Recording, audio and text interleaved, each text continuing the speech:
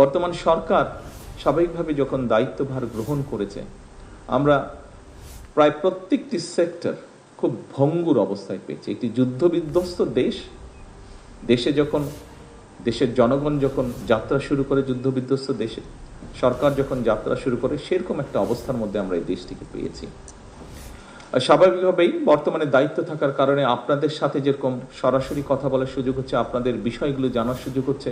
স্বাভাবিকভাবে আপনি আর্মির কথা বলেন, নেভির কথা বলেন, এয়ারফোর্সের কথা বলেন, অন্য প্রতিষ্ঠানের কথা বলেন, সেগুলোর ব্যাপারেও সরাসরিভাবে জানার সুযোগ হচ্ছে বা বিষয়গুলো দেখার সুযোগ হচ্ছে। একইভাবে স্বাস্থ্যের কথা বলেন, একইভাবে শিক্ষার কথা বলেন। কয়েকদিন আগে আমার কাছে অডিটর জেনারেল সাহেব এসেছিলেন। এটি আমি রাজনৈতিকভাবে উপস্থাপন করছি না, আমি বাস্তবতা তুলে ধরছি। আমি কাউকে রাজনৈতিকভাবে দোষারোপ করছি না।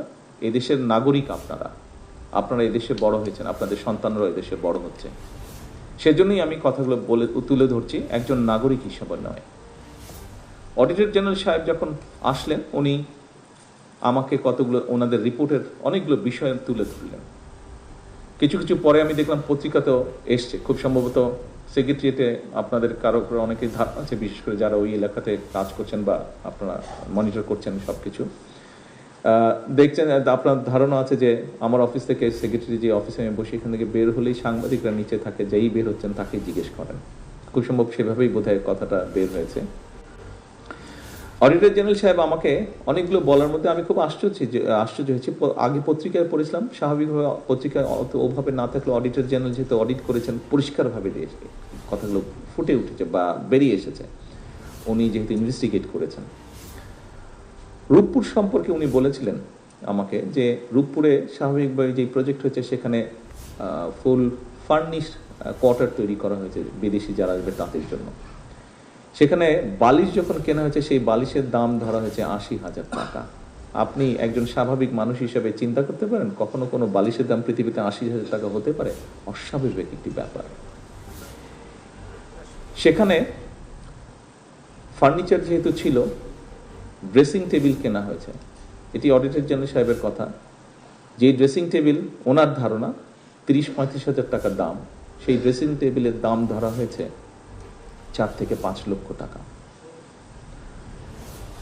এই রূপপুর প্রকল্পটি সিমিলার প্রকল্প আমাদের পাশের একটি দেশ করেছে, তাদের লেগেছে অ্যাবাউট খুব সম্ভবত 14,000 থেকে 14,000 কোটি টাকার মতো।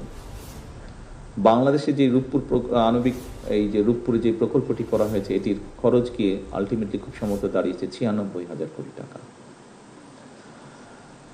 আসুন, একটি টানেল তৈরি করা হয়েছে, টানেলটির নাম কর্ণফুলী টানেল।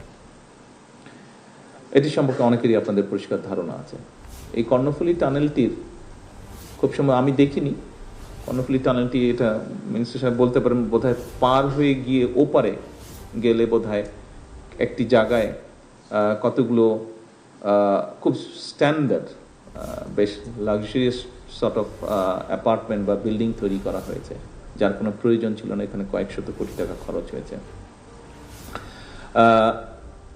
একই সাথে ওনার ইনভেস্টিগেশনে বেরিয়ে এসেছে যে কর্ণফুলী টানেল বের হওয়া বা ঢোকার আগে দুপাশে গাছ লাগানোর কথা, উনি কোনো গাছ পাননি। এই গাছের জন্য 50 কোটি টাকা তুলে নিয়ে চলে গিয়েছে, অথচ উনি কোনো গাছ পাননি। আচ্ছা, এবার বলি একটি ডিস্ট্রিক্টের কথা, পিরোজপুর ডিস্ট্রিক্ট।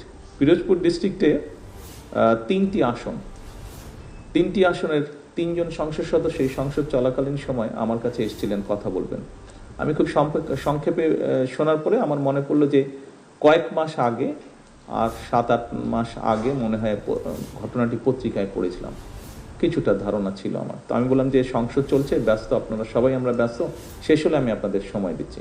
শেষ হওয়ার পরে গত এক সপ্তাহ আগে আমি ওনাদেরকে টাইম দিয়েছিলাম।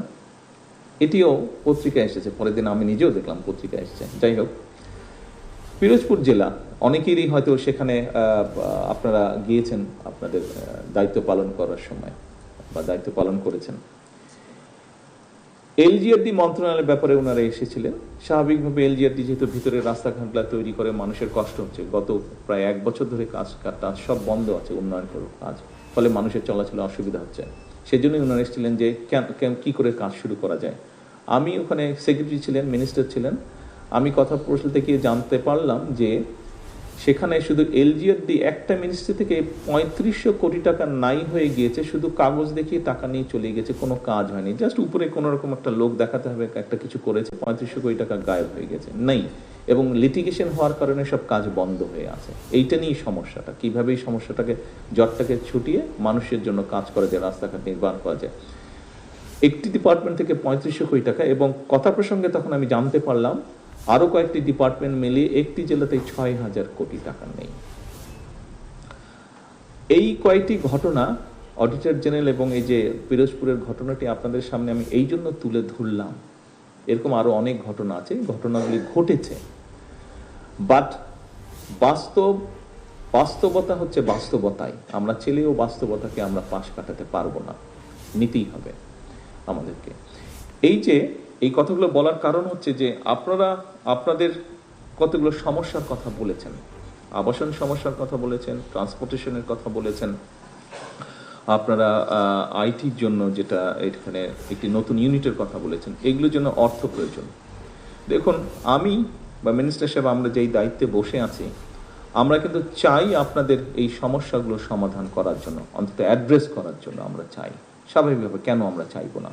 আমরা যদি এই সমস্যাগুলো সমাধান করতে পারি, আপনারা আপনাদের যে নিত্যদিনকার সমস্যা, মানুষকে বেটার সার্ভিস দেওয়ার, সেটা আপনারা বেটারভাবে অ্যাড্রেস করতে পারবেন। কিন্তু এই লিমিটেশনের জন্য, আপনারা অনেক লিমিটেশনের জন্য হয়তো আশানুরূপ সার্ভিস দিতে পারছেন না। আমি যে ঘটনাগুলো বলছি তার মাধ্যমে আমি বলতে চাইছি যে আমরা কাজগুলো করতে চাইছি, কিন্তু এই যে 4 গুণ দামে রূপপুর আণবিক নিউক্লিয়ার পাওয়ার রিঅ্যাক্টর তৈরি করা হলো, এটির পয়সার যে ঋণ যে শোধ করতে হবে, এটি তো এখানে উপস্থিত প্রত্যেকটা মানুষের মাথার উপরে এসে এই ঋণ পড়েছে।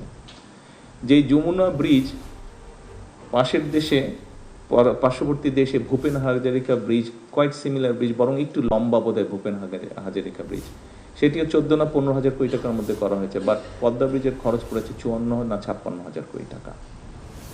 কিন্তু আলটিমেটলি তো এখানে উপস্থিত প্রত্যেকটা মানুষ সহ 20 কোটি মানুষের উপরে এই ঋণের বোঝা এসে পড়ছে।